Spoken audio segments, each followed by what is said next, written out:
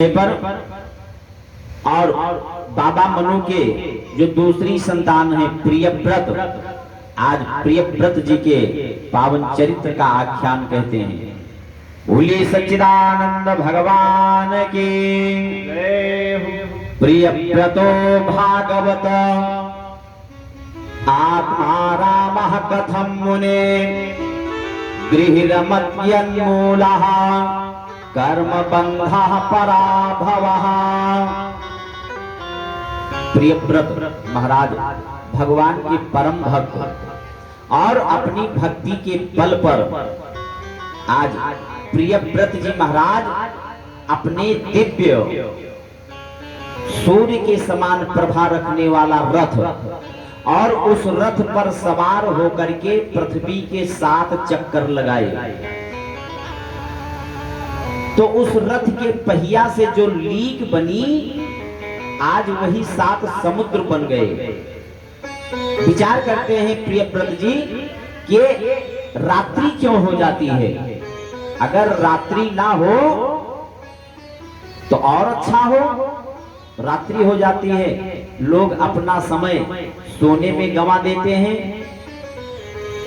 आज अपने तप के प्रभाव से सूर्य की गति रोक दिया, दिन ही कर दिया। अर्थात ये मान लीजिए कि उनके तप का ऐसा प्रभाव कि रात्रि हो ही नहीं रही। आज ब्रह्मा जी आकर के समझाए, पुत्र जहां पर दिन की आवश्यकता है वहीं पर रात्रि की भी आवश्यकता है। ये सब विधान में है। काम क्रोध इन सब की आवश्यकता है, लेकिन दुरुपयोग ना किया जाए। क्रोध नहीं करेंगे तो घर के लोग बिगड़ जाएंगे। बच्चे उद्दंडता कर रहे हैं तो क्रोध पूर्वक उन्हें अंकुश लगाएं। काम की भी आवश्यकता है। तो भैया कहने का मतलब, जो ताला जिस चाबी से बंद होता है उसी चाबी से ताला खुलता भी है। अर्थात हम आप अपने मन को काम क्रोध में लगाएं, लोभ इत्यादि में लगाएं, लेकिन उसी मन को एक बार भगवान की ओर घुमा दें तो जो ताला बंद हो रहा है वही ताला खुल भी जाएगा। जैसे आज हमने दाल में नमक डाला और दाल में नमक अधिक हो गया, तो उसमें नमक की गलती थोड़ी है, उसमें तो गलती डालने वाले की है ना। नमक उठाया फेंका है, बहुत गंदा है नमक, पूरी दाल खराब करके रख दिया। अब कल दाल में नमक ही नहीं डाला तो और नहीं अच्छा लग रहा। तो कहने का मतलब, इसमें हम आपके मति की कमी है, ना कि नमक की। तो जहां पर दिन की आवश्यकता है वहीं पर रात्रि की भी आवश्यकता है। दिन में जो लोग काम काज करते हैं वहीं पर लोग रात्रि में, महात्मा लोग रात्रि में तपस्या करते हैं। आज इस प्रकार प्रियव्रत जी और प्रियव्रत जी के होते हैं आग्नेन्द्र, आग्नेन्द्र के होते हैं नाभि। नाभि महाराज ब्राह्मणों को बुलवाया और यज्ञ करवा रहे हैं। किस कारण से? कि हमें संतान की उत्पत्ति हो और वो भी भगवान स्वयं हमारे यहाँ जन्म ले। यज्ञ करवा रहे हैं। आज भगवान नारायण प्रकट हुए। महाराज नाभि से कहा, बताओ राजन क्या चाहते हो। महाराज नाभि कुछ बोल ही नहीं पा रहे हैं। ब्राह्मणों से कहा भगवान ने, ब्राह्मणों आप बताओ क्या चाहते हैं। आज ब्राह्मणों ने कहा, प्रभु महाराज नाभि आपके समान सुत चाहते हैं, संतान चाहते हैं। तथास्तु हो जाता है। और नाभि के यहाँ भगवान नारायण का अवतार होता है ऋषभ देव जी के रूप में। बोलिए ऋषभ देव भगवान की जय हो। ऋषभ देव जी महाराज परम प्रतापी राजा होते हैं और इनके 100 पुत्र होते हैं।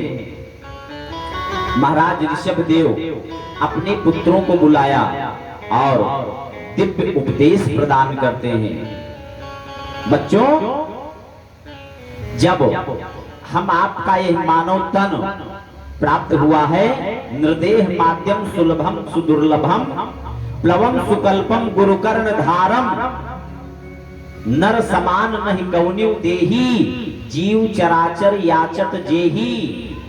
ऐसे मनुष्य योनि के लिए देवता स्वर्ग के तरसते रहते हैं, प्रार्थना करते रहते हैं कि प्रभु हमें भी मनुष्यता प्राप्त हो जाए। जो मनुष्यता आज हम सभी को भगवान की अहेतु की कृपा के द्वारा प्राप्त हुआ है। इसमें हम आप प्रश्न कर सकते हैं कि भाई हमने कोई ऐसा काम किया होगा कि भगवान हमें मनुष्य बना दे, कोई ऐसा काम किया होगा? तो इसमें जरूरी नहीं, जरूर इसमें भगवान की करुणा है। आप कितना अच्छा काम कर सकते हैं भगवान की नजर में। जैसे एक विद्यालय में परीक्षा हो रहा है और उसमें पेपर मिला, पेपर में लिखा है कृपया सभी प्रश्नों के उत्तर देना अनिवार्य है। प्रश्न नंबर 1 और उस प्रश्न नंबर 1 में 5 प्रश्न, का खा गा घा अंगा। उन एक नंबर वाले प्रश्न में से 5 प्रश्नों में से किसी 3 के उत्तर आपको देना है। अब आप बहुत अच्छे स्टूडेंट हैं, 5 के उत्तर दे दिए और यहाँ तक कि जितना पेपर में लिखा सारा पेपर हल कर दिया। अब जरूरी नहीं कि सारा पेपर आपने अच्छा ही किया हो, कहीं ना कहीं तो त्रुटि हुई होगी ना। और वो बालक उसमें अपनी कॉपी में नीचे लिख भी देता है घमंड युक्त बात कि पेपर जांचने वाले कृपया जिस प्रकार से परीक्षा दिया गया है उस हिसाब से नंबर दें। अब वो पेपर कॉपी जब गुरुजी के पास गए तो गुरुजी देखते हैं कि भाई इस बच्चे ने लिखा तो बहुत अच्छा है, जितना पूछा गया उससे और आगे बढ़ गया, अर्थात जितना पूछा गया उतना नहीं बता रहा है और आगे बढ़ गया। कहने मतलब आज्ञा का उल्लंघन। एक गुरुजी ऐसे एक शिष्य से कहा, बच्चा किंचा हमारा ध्यान दर्द करत आके लतिया दियो हो मैं। अब चेला कहा, अरे गुरुजी आप कहाँ? अरे हम आपका लतियाए सके। अरे गुरुजी कहाँ आप, कहाँ हम, आपका लतियाए? अरे कहीं नहीं बच्चा, आओ दर्द कर रहा है शरीर, लतिया दियो हम कह रहे हैं ना। फिर वही बात, अरे नहीं गुरुजी हम कहाँ आपको लतिया सके। गुरुजी ने कहा, बच्चा शरीर लतियाओ चाहे ना लतियाओ, जबान तो पहले लतिया डाले हो हमारा, तो आज्ञा का उल्लंघन कर रहा है। तो अब इसमें गुरु की कृपा अगर हो तो भाई बच्चा अच्छा है, बहुत सुंदर पेपर हल किया है, करुणा बस आज उसको अच्छे नंबर से पास कर सकता है, नहीं तो आज्ञा का उल्लंघन पा करके डबल 0 भी दे सकता है। या फिर जिस प्रश्न का उत्तर गलत है उस गलत के हिसाब से कहो नंबर दे दे। भाई हमने तो 3 ही प्रश्न के उत्तर मांगे थे ना, 2 प्रश्न गलत है उसके नंबर दे दे, जो सही उसको कहो काट दे।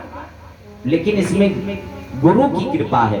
तो हम आप जीवन में चाहे जितने अच्छे काम करें, कहीं ना कहीं तो त्रुटि हो ही जाती है। आज ये मनुष्यता हम आपको प्राप्त हुई है भगवान की अहेतु की कृपा के द्वारा।